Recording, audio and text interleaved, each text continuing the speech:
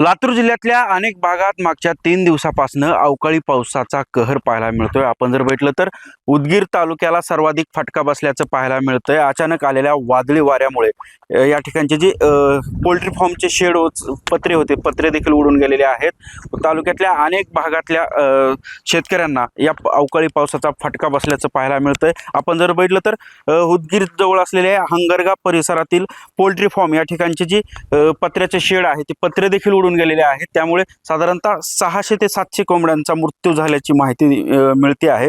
या ठिकाणचं जी कोंबड्यांसाठी जे ठेवलेलं खाद्य होतं ते देखील खराब झाल्याची माहिती आता समोर येते। शेतकरी आपल्यासोबत आहेत, मला सांगा काय नुकसान झालंय, किती नुकसान झालंय? सर जवळजवळ एक 650 कोंबड्या दगावलेल्या आहेत आणि जवळजवळ इथं पूर्ण स्टॉक होता सर सोयाबीनचा, मक्काचा। हे वादळी वाऱ्यानं पूर्ण उडून जाऊन पूर्ण भिजून नासाडी झाले सर त्यांचे। आत्ता मी सकाळी दुसऱ्या गोडाऊनमध्ये नेऊन याला वाळवलेलं आहे। जर आता त्याचा जर व्हिडिओ काढत असेल तर त्या भिजलेलं सगळं आपल्याकडे अवेलेबल आहे सर सध्या।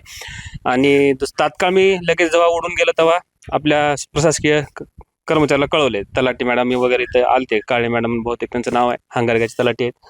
त्यांनी येऊन पंचनामा केला, योग्य ते त्यांच्याकडून झाले सर। सकाळी प्रथम साधारणतः किती नुकसान किती झालंय आणि काय अपेक्षा आहेत शासनाकडनं आता? जवळजवळ सर सगळा हिसाब लावता एक 4.5 ते 5 लाखाचं माझं नुकसान झालेलं आहे सध्या।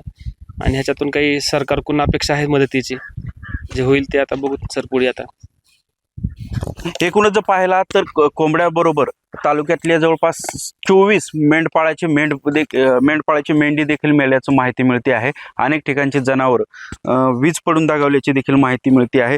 एकूण 4 ते 5 जनावरांचा मृत्यू देखील झाल्याची माहिती मिळते। अशा प्रकारे या शेतकऱ्याचं नुकसान जे आहे ते नुकसान झाल्याची दिसतं आहे आणि त्यामुळे आता शेतकरी कुठेतरी आर्थिक मदतीची अपेक्षा प्रशासनाकडून करतोय।